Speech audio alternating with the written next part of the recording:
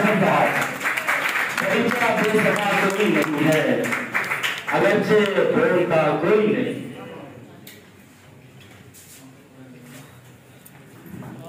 बहुत शुक्रिया खानदादा साहब, आपने बुलाया।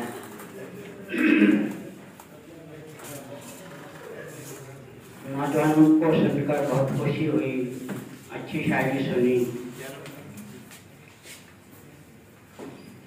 नौजवानों को ये नहीं सोचना चाहिए कि हमें किसी मुशायरे में बुलाया है या नहीं बुलाया, क्योंकि जो लिख रहे हैं वो काफ़ी है। अब इससे अंदाज़ा लगाएं कि जहाँ तक मुझे याद पड़ता है, इस साल में, ये साल खत्म होने वाला है, ये मैं पहला मुशायरा पढ़ रहा हूँ पूरे साल में। वो भी इसलिए कि ये प्रेस क्लब का मुशायरा है।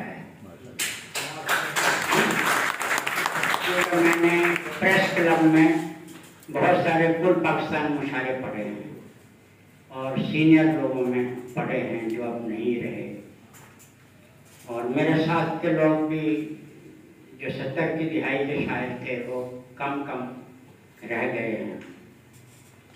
और यहाँ मैंने सुना तो बाज़ ने शायरी तो सबने अच्छी पढ़ी, लेकिन एक होता है कि शेर बेहतर पढ़ना जो है, जैसे अजमल पढ़ता है, जैसे फयाज बैदी ने पढ़ा है। तो हमारे साथियों में ना सलीम कौसर बहुत अच्छा पढ़ते थे, तो मैं अक्सर उनको कहता था यार मेरी गज़ल भी तुम्हें पढ़ दिया करो।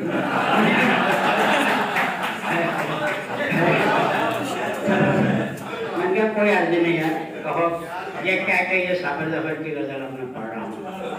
तो मजाक था उस वक्त, वो लोग दोस्त नहीं रहे। एक और बात मैं बताना चाहता हूँ कि वो ज़माना ऐसा था कि ये नहीं कि 2-4 लोग हमारे हर हमासर जो थे, कोई एक नहीं, हर हमासर जो 8-10 अच्छे शायर थे, वो हर नशिस्त में, हर मुशायरे में नई गज़ल पढ़ते थे, नई गज़ल पढ़ते थे। जो भी उन्होंने उसने लिखी, मैं भी जो है वो नई गज़ल पढ़ता था। फिर वो ज़माना बदल गया, अब बहुत कम शायर जो है ना वो नई गज़ल पढ़ते हैं। अजमल पढ़ता है, उसको याद भी रहती है, तो मुझे खुशी होती है कि वो एतमाद के साथ जो है, तो वो जो आप नहीं पढ़ते वो कब पढ़ेंगे? अगर आपने नहीं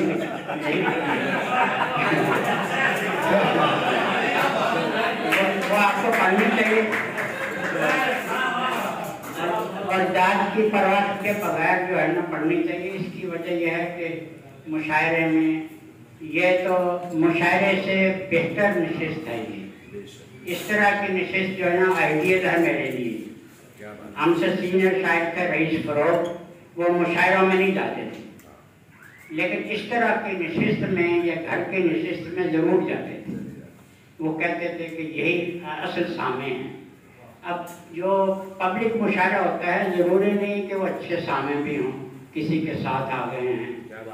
दूसरी बात है कि उनका जो शेरी ज़ौक़ है वो मीडिया पे जो ज़ौक़ बन गया उसके मुताबिक है, तो ये उसमें फ़र्क है। अब जॉन साहब की याद में है तो किसी को जॉन साहब के बारे में बातें करनी चाहिए थी। कोई ऐसा दोस्त होता है जो ज़्यादा उनके साथ रहा हो तो वो बातें करता। मैं 71 में कराची आया था, कुछ 6 महीने रहा, फिर चला गया पंजाब। फिर 78 में आया, तो 78 से लेकर अब तक यहाँ हूँ मैं। तो 71 में जो आया तो मैं रईस रोहित साहब से मिलने जाया करता था, क्योंकि वो मेरे उस्ताद थे। तो जॉन साहब से कम मुलाकातें रही, और ये मेरी खामी है कि मैं मुशायरों में भी शायरों से, जो सीनियर शायरों से वो जाकर हाथ नहीं मिलाता था, ना मिलता था। कोई मुझसे मिल ले तो अलग मैं जूनियर था, लेकिन मैंने कभी मैं सच बता रहा हूँ कि मैंने जाकर नहीं मिलता था किसी से भी। यही वजह है कि वो जॉन साहब से कम मुलाकातें हुई। 71 में जब मैं जाया करता था रईस साहब के यहाँ, तो जॉन साहब वो लॉन में जो बैठते थे, तो कभी कभी जॉन साहब भी आकर वहाँ बैठते थे। एक दिन उन्होंने कहा कि साबिर ज़फ़र, तुम मुझे पसंद नहीं करते, मेरी शादी को। मैंने कहा क्यों? कहने लगे आप मुझसे मिलते नहीं हो। तो मैंने कहा नहीं, ऐसी कोई बात नहीं है, बस वो बात मुझे खा गई और मैं जो है वो फिर उनसे खुद जाकर मिलता रहा उनसे। और जो बहुत सारी बातें हैं बताई जा सकती हैं। मैं किसी दोस्त से कह रहा था कि वो अगर मैं बताऊं तो उनका गवाह कौन है, वो सच्ची है या झूठी है। तो मैं ज़्यादा बातें नहीं बताता। एक आध बात और है, वो सारी बातें जितनी मैं बताऊंगी तो वो सारी जो है ना उसमें उदासी है, कोई खुशी की बात नहीं है। और उनकी ज़िंदगी भी जॉन साहब की फिर तर्क से तर्क होती थी।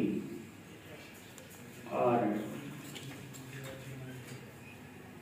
ये भी आपको हैरत होगी कि सारी जिंदगी ना मैंने कभी जॉन साहब को शेर सुनाया, ना उन्होंने कभी मुझे सुनाया, कभी नहीं। जब भी उनके पास अकेले भी हों गया, मैंने कभी नहीं कहा जाओ भाई कुछ लिखा है तो सुनाई।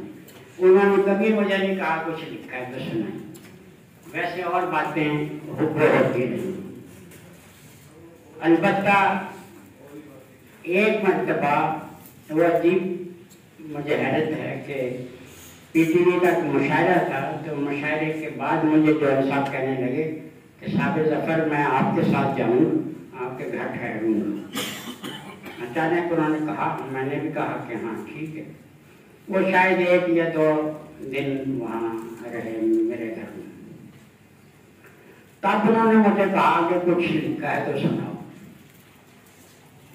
अब उनके अभी जॉब का मसला है उनके।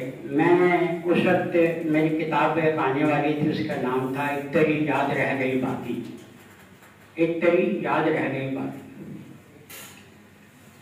वो उन्होंने एक नशिस्त में पूरी किताब सुनी मुझे। किसी दरमियान में ना उन्हें चाय मांगी ना पानी मांगा, वो ज़ौक़ व शौक़ से वो सुनते रहे। तो वो ये है कि और ना बुझाना कहते हैं कि किसी शायर का वो शायरी है तो उनमें जश्ता है जॉन साहब पे कि वो शेर अभी कह रहे थे कोई साहब के, वो दिन में एक गज़ल ज़रूर कहते थे। एक दिन एक गज़ल नहीं कहते थे, वो जब तक जागते रहते थे वो शेर सोचते रहते थे और लिखते रहते थे। बहुत कम लोगों को पता है कि वो एक शेर भी लिखते थे तो वो 2 या 3 जगह 3 रजिस्टरों पे वो लिखते थे। एक शेर भी लिखा, एक रजिस्टर पर लिखा, दूसरे पर लिखा, तीसरे पर लिखा, फिर कोई और शेर हुआ तो फिर जाकर वो 3 जगह लिखा। गोया वो फोटोस्टेट की बजाय वो 3 कापियाँ थी जो उसकी नकलें थी, जो इसीलिए उनका कलाम गुम नहीं हुआ कि कोई एक अगर गुम हो जाएगा तो दूसरा होगा या तीसरा होगा। बस आखिरी बात ये है कि उनसे आखिरी मुलाकात जो है वो भी मैं बता देता हूँ। मैं एम्प्रेस मार्केट से गुजर रहा था कि टेलीफोन आया मुझे मोबाइल पे। वो इतना शोर था कि कोई मुझे समझ में नहीं आया कि कौन बात कर रहा है। और वो बात भी कोई नहीं कर रहा था। वो मेरे 2 शेर उसमें पढ़े और ये कहा कि तुम कहाँ हो। तो शेर ये थे, वो दरअसल बाद में थी तो गज़ल ही, मैंने उसके साथ सैयो नहीं लगा के गीत बना दिया था। तो वो 2 शेर ये थे कि चैन एक पल नहीं और कोई हल नहीं, चैन एक पल नहीं और कोई हल नहीं, क्या बशर की बिसात आज है कल नहीं।